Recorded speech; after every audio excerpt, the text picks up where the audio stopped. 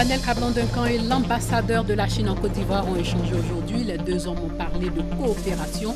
Nous aurons plus de détails sur ce qu'ils se sont dit dans ce journal.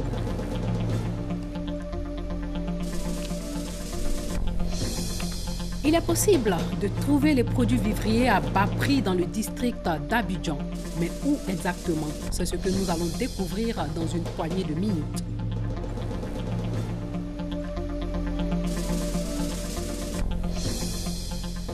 L'université américaine d'Afghanistan à Kaboul a été la cible d'une attaque aujourd'hui. Plusieurs étudiants, dont certains enfermés à l'intérieur du bâtiment, faisaient état d'explosions et de tirs. Aucun groupe n'a revendiqué jusque-là cette attaque qui intervient 2 semaines après l'enlèvement de 2 enseignants de l'université. Madame, Messieurs, bonsoir.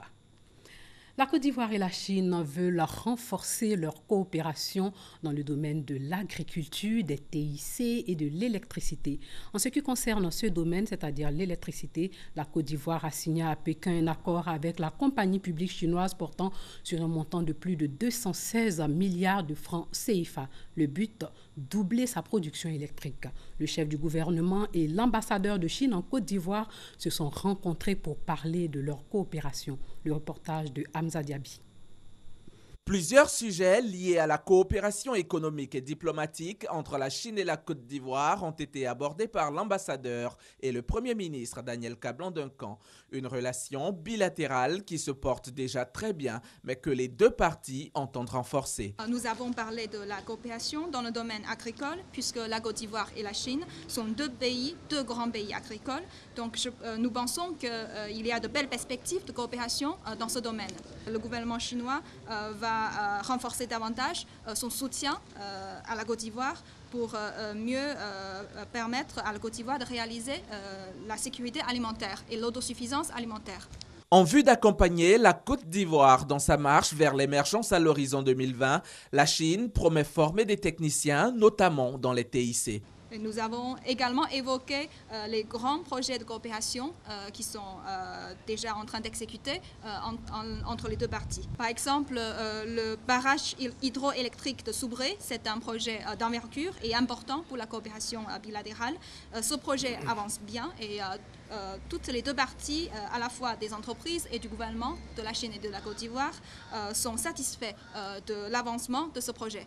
L'ambassadeur Tang Weibin, au nom de son pays, félicite la Côte d'Ivoire et ses athlètes qui rentrent de Rio au Brésil avec 2 médailles olympiques. Où trouver les produits vivriers à moindre coût? Beaucoup d'Ivoiriens se posent cette question et ils n'ont pas tort. La population abidjanaise a subi de plein fouet ces derniers mois l'inflation des prix des produits vivriers, notamment la tomate. Même si aujourd'hui les prix ont connu une baisse, encore faut-il savoir où s'approvisionner à petit prix. Grace Kando et Davis Oyo s'en sont chargés. J'ai acheté de la tomate, du piment, du poisson, des crabes, des ignames et aussi des côtes de porc.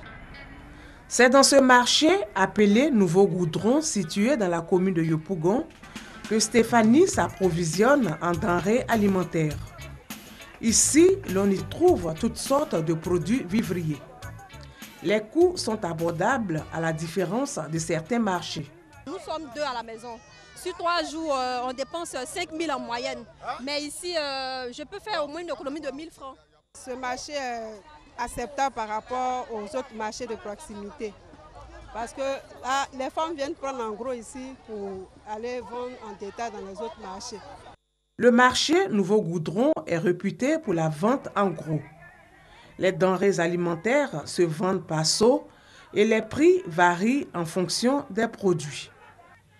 Par exemple, le seau d'aubergine coûte 1 500 francs CFA contre 4 000 francs CFA ailleurs.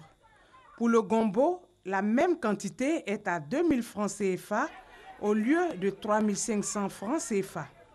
Quant au seau de piment, il est à 2 000 francs CFA contre 3 000 francs CFA dans certains lieux de vente.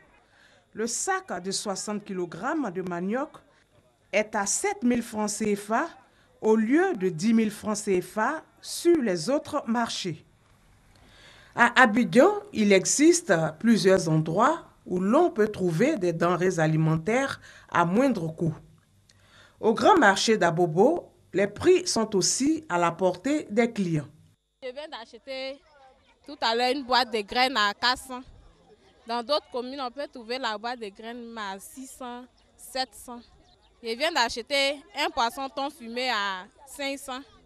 Il y a d'autres marchés, on peut trouver même le poisson à 800. C'est pour ça que je préfère venir faire le marché au grand marché d'Abobo. La banane, jusque-là rare, commence à inonder le marché. Il y a quelques mois, la banane était chère. C'était vraiment cher. On plaçait les tas à 1000 francs, à 2000, 500 francs, mais des petits grains de banane. Mais maintenant, le prix de banane a baissé un peu. On fait ça à 300, 200.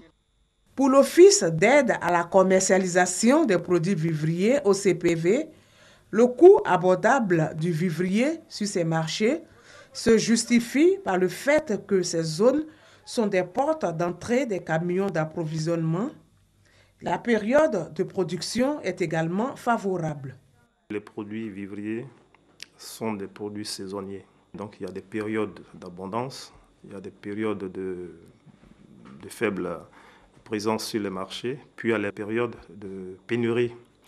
Aujourd'hui, nous sommes en train de rentrer dans une phase de bonne production. Donc, à cet effet, les prix sont en train de baisser. La Côte d'Ivoire produit 10 482 000 tonnes de vivriers par an. Toutefois, le pays doit combler un déficit en riz et oignons, entre autres. Défi que compte relever l'État ivoirien dans les prochaines années. Sachez que 5 femmes vivant dans des zones rurales sélectionnées lors de la campagne Femmes Modèles initiée par Cœur International Côte d'Ivoire ont participé à un atelier pour la promotion de l'autonomisation de la femme. La campagne s'inscrit dans le cadre de la lutte contre la pauvreté et la stigmatisation pour un développement communautaire durable et se déroule dans 6 pays. Le reportage de Herman Guivet. Identifier des femmes partis de rien et qui aujourd'hui, par leur acharnement au travail, sont de véritables exemples d'opérateurs économiques. C'est l'objectif que s'est fixé l'organisation non gouvernementale Cœur International. Des femmes battantes, issues du milieu rural, des modèles pour inspirer davantage leurs sœurs et les pousser à s'investir dans des projets pour à leur tour s'auto-assumer financièrement. On a près de 9000 femmes qu'on a pu toucher à travers cette caravane. On a près de 144 autorités qu'on a pu avoir pendant des plaidoyers. Et nous en sommes véritablement satisfaits parce que ces rencontres ont permis à beaucoup de femmes de prendre conscience. Et aujourd'hui, comme vous le savez, toutes les femmes sont tellement sollicitées qu'elles sont débordées. Et ça nous donne vraiment l'assurance que c'était une bonne initiative. 5 femmes entrepreneurs présentées comme modèles, l'une d'entre elles, avicultrice, témoigne. Je pense qu'on était au moins près de 300-400 femmes. Et puis bon, après ça, je crois qu'il y a eu 10 femmes qui ont été sélectionnées sur Abidjan. Et puis ils sont venus sur mon site, venus me filmer, voir vraiment ce que j'ai dit, si c'était vraiment la réalité. Et c'est comme ça que j'ai été choisie parmi les 10 femmes. Ça n'a pas été facile, mais aujourd'hui, je suis vraiment heureuse. Selon le dernier rapport de la Banque mondiale en Côte d'Ivoire, 75% des femmes vivent en dessous du seuil de pauvreté, surtout en milieu rural. Pour l'année 2016, c'est une enveloppe globale de 700 millions de francs CFA que l'organisation Cœur International a mobilisé pour la réalisation des projets d'autonomisation de la femme. La Chambre de commerce et d'industrie a un nouveau président. Il se nomme Fama Touré. L'ancien président Nicolas Dubo lui a dirigé cette institution pendant 14 années. Le nouveau président de la Chambre de commerce et d'industrie a promis de veiller à la consolidation des acquis. Adam Ankoni. La Chambre de commerce et d'industrie de Côte d'Ivoire a un nouveau président, Fama Touré. Il a été élu 14 ans après la dernière élection de l'institution consulaire. Durant ces 6 prochaines années, le nouveau président veut donner à la Chambre une nouvelle dynamique. Nous avons constaté, et cela a été dit, que dans les régions, effectivement, il n'y avait pas d'animation au niveau consulaire. Nous allons faire de telle sorte que nos représentants, avec les entreprises sur place, puissent effectivement animer et faire promouvoir nos produits locaux, faire de telle sorte que d'autres opérateurs économiques, dans le cadre de la CEDEAO et j'allais dire du monde, puissent venir dans nos régions aussi, pas se limiter seulement à Abidjan, mais dans nos zones industrielles comme San Pedro Bouaké. Le ministère du Commerce estime que la Chambre de commerce doit aussi contribuer à l'attractivité de la Côte d'Ivoire. La Chambre a toujours eu un grand rôle à jouer dans l'amélioration de l'environnement des affaires en Côte d'Ivoire et je me réjouis de savoir qu'elle va pouvoir continuer ce rôle avec une équipe renouvelée, une équipe redynamisée. Enregistrant 18 000 entreprises de services, de commerce et d'industrie, la Chambre de commerce a 4 principales missions. Représenter les membres auprès de l'État, appuyer les entreprises, former aussi bien les chefs d'entreprise que les étudiants et gérer certains services tels que la facture normalisée, le paysage et le transit routier inter-État. Les commerçants du Forum des marchés de la commune d'Adjamé protestaient hier contre la construction de box sur un parking. Plusieurs magasins sont d'ailleurs restés fermés. La mairie de la commune s'est expliquée sur la construction de ces box. Ami Sissoko a rencontré les deux parties. Adjamé, Forum des marchés, mardi 23 août 11h. À l'emplacement de la zone réservée au parking, des planches et des tôles jonchent le sol. Ce sont les restes des installations pour des box à usage commercial détruits par les commerçants en colère. Ceux-ci protestent contre la construction de nouveaux box par la mairie. Cet endroit-là qui est réservé pour le parking des commerçants qui exercent dans le forum. Et les commerçants ont trouvé que vraiment ce n'est pas normal pour leur sécurité. C'est pour cette raison que les commerçants ont décidé de fermer le marché. Ce que ça pose comme désagrément, d'abord, les véhicules passent là pour aller faire leur livraison. Quand nous, on envoie la marchandise, on met dans des véhicules pour rentrer dans le marché. S'il y a des magasins ici, parce que le commerçant, quand il est là, il déborde. Même s'il ne déborde pas, mais cela, ici, l'espace appartient aux commerçants et à nos véhicules. Donc pour la sécurité même du marché, on ne doit même pas avoir de magasin là. Aux préoccupations des commerçants, la réponse des autorités municipales est claire. La réorganisation du marché. Nous voulons agrandir notre assiette d'impôts et on se plaint qu'il n'y a pas de place. C'est pourquoi on vend dans les rues. C'est ce qu'on entend tous les jours. Mais on veut les enlever dans la rue pour les mettre à l'aise dans un box qu'on ne veut pas entendre aujourd'hui. Pour quelles raisons? C'est nous qui avons le plan. Ces dames qui sont sur l'espace que nous voulons construire ne payent aucun centime à la mairie. On va continuer à construire. Il n'y aura pas de blocage. Une quarantaine de box et un hangar seront donc construits par la mairie d'Adjamé. Un projet qui participe à la sécurisation des places et du marché selon la municipalité. Les pays membres de l'organisation du corridor Abidjan-Lagos font le point de leurs actions. Ils entendent renforcer la connaissance de leurs structures aux différents partenaires nationaux des pays membres. Un bilan positif des campagnes de sensibilisation et de dépistage du VIH-Sida a été constaté. Le reportage de Serge Collia. Cette première réunion du comité consultatif interpays de l'organisation du corridor Abidjan-Lagos, OCAL, vise 2 objectifs. Renforcer la connaissance des locales auprès des parties nationales, échanger sur les activités présentées et discuter du processus de dévolution. Les échanges se sont articulés autour des activités menées le long du corridor. Les pays membres ont notamment présenté les différents programmes nationaux de lutte contre le sida. Dans l'ensemble, le bilan est positif. On peut citer comme action la sensibilisation sur le terrain, la formation des éducateurs de pairs et des membres des comités et le dépistage sur les routiers, les migrants, les jeunes filles et les femmes. Des avancées notables sont à souligner. Les aspects institutionnels de l'OCAL étaient également au menu des discussions. L'organisation du corridor Abidjan-Lagos, OCAL, a été créée en 2002 par les chefs d'État de 5 pays, notamment la Côte d'Ivoire, le Ghana, le Togo, le Bénin et le Nigeria, avec l'appui de la Banque mondiale et de l'ONU-SIDA. Le but de ce projet est de réduire la propagation des IST-VIH-Sida et de contribuer à atténuer l'impact socio-économique de l'épidémie au niveau du corridor par l'accroissement de l'accès aux services de prévention et de soins en matière de VIH-Sida. Pendant les vacances, plusieurs enfants fréquentent des centres de loisirs, une trouvaille des parents qui désirent les occuper sainement.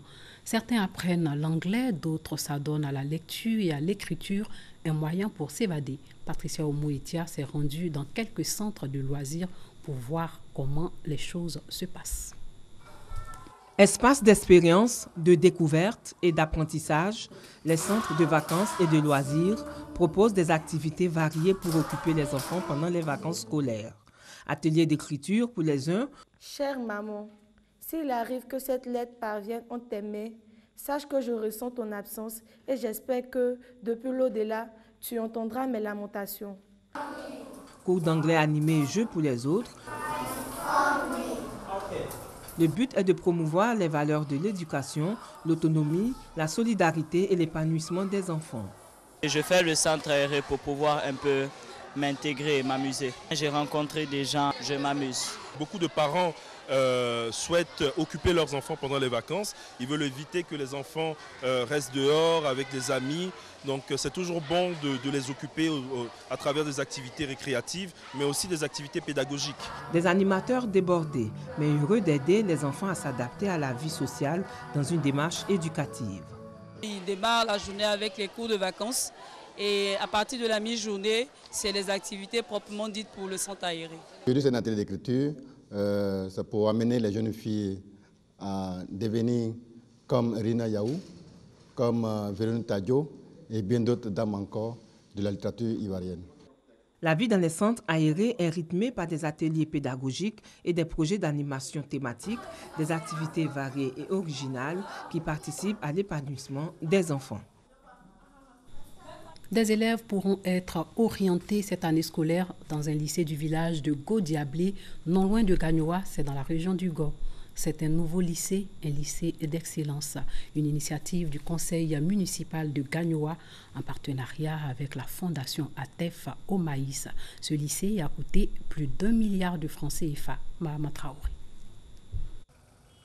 Gagnoa, un pôle d'excellence scolaire dans les années à venir. C'est la vocation donnée à ce lycée en pleine construction dans le village de Godiablé, à moins de 10 km de la capitale du Go. Fruit d'un partenariat entre le conseil municipal de Gagnoa et la fondation ATEF au maïs, le projet va comprendre un lycée à base 7, un internat de 500 places pour les jeunes filles et une salle multimédia. Tout ceci pour un coût global de 1,5 milliard de francs CFA financé par la fondation ATEF au maïs.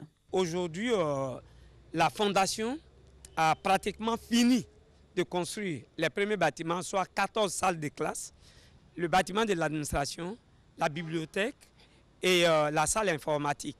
Et nous pensons qu'ils sont à la phase de la peinture, que ces bâtiments-là seront livrés à l'État de Côte d'Ivoire pour la rentrée scolaire 2016-2017. Outre l'excellence qu'il va incarner, ce lycée aura également pour vocation de préserver l'environnement avec en son sein un jardin botanique, d'où son nom, lycée vert. Comment permettre aux journalistes et autres professionnels des médias de tirer profit de la loi relative à l'accès à l'information d'intérêt public et ce, dans l'exercice de leurs fonctions? En les formant tout simplement. C'est ce que l'Action pour la protection des droits de l'homme a choisi de faire. Herman Guivet nous explique comment cela pourrait les aider. On ne peut pas avoir pour mission d'informer sans avoir accès aux informations qui concernent le public. Dès lors, la garantie de l'accès à l'information en tant que matière première du journaliste devient une impérieuse nécessité. Un extrait des termes de référence présentés aux journalistes au cours de l'atelier de formation destiné aux hommes de médias par l'APDH, l'Action pour la protection des droits de l'homme en Côte d'Ivoire. Dans le cadre de nos actions de promotion de la construction d'une société ouverte, une société démocratique, nous avons mené des actions de cette loi. C'est totalement une loi d'accès à l'information d'intérêt public qui est différente de la loi sur la liberté de la presse. Il fallait donc que les journalistes puissent avoir une formation qui leur permet d'avoir les outils nécessaires pour mener à bien leurs actions dans le cadre de cette loi et tirer le meilleur profit justement de ce cadre législatif qui leur a été donné par les autorités de notre pays.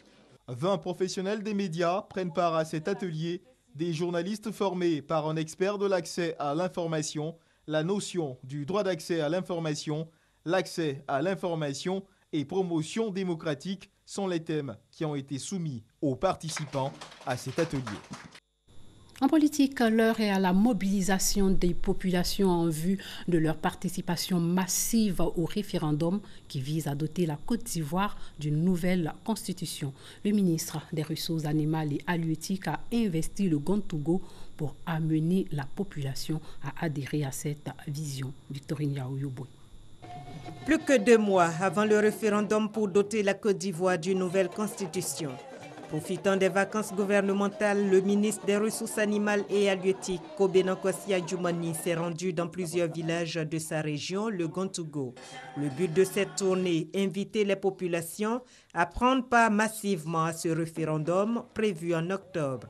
À Tundiani, village dans le département de Tanda, le ministre Djoumani s'est adressé aux femmes et aux jeunes organisés en coopérative.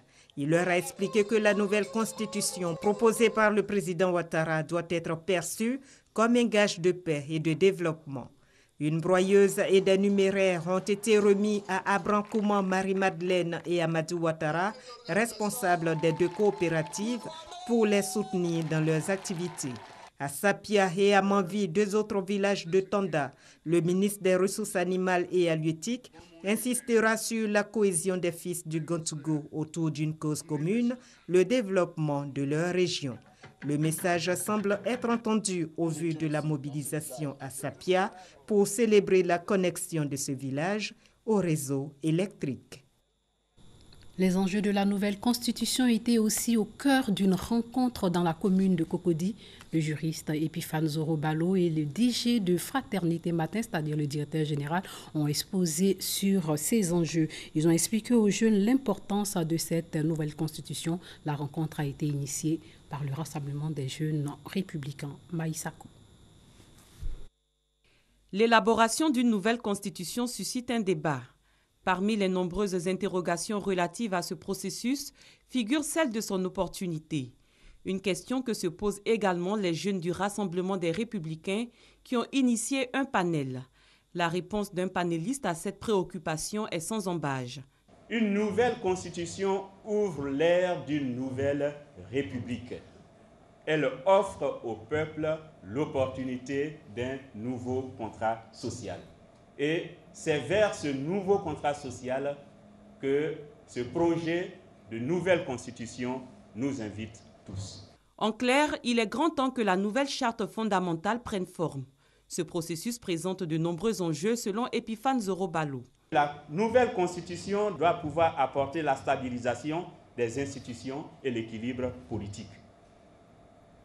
La nouvelle constitution devrait œuvrer à pérenniser l'équilibre politique et la paix issue des accords politiques, de sortie de crise et des dernières élections générales, celles de 2010 et celles de 2015.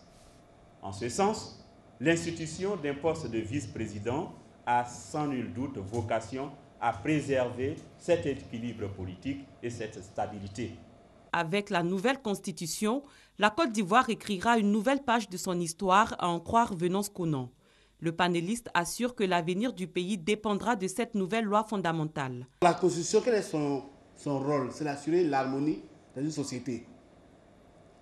On rappelle souvent la constitution des États-Unis, qui a été votée il y a des siècles, qui continue à régir cet État-là, à maintenir l'harmonie plus ou moins dans cet État-là. Il nous faut une constitution qui nous assure une stabilité de notre pays.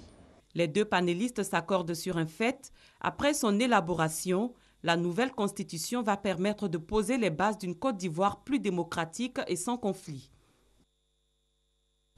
Les Ivoiriens sont invités aussi à avoir une nouvelle vision basée sur la paix, la réconciliation et le développement. Cet appel a été lancé par le Forum pour l'État des droits dans le cadre de ses activités pour la promotion de la démocratie, de la défense des droits de l'homme et de la bonne gouvernance.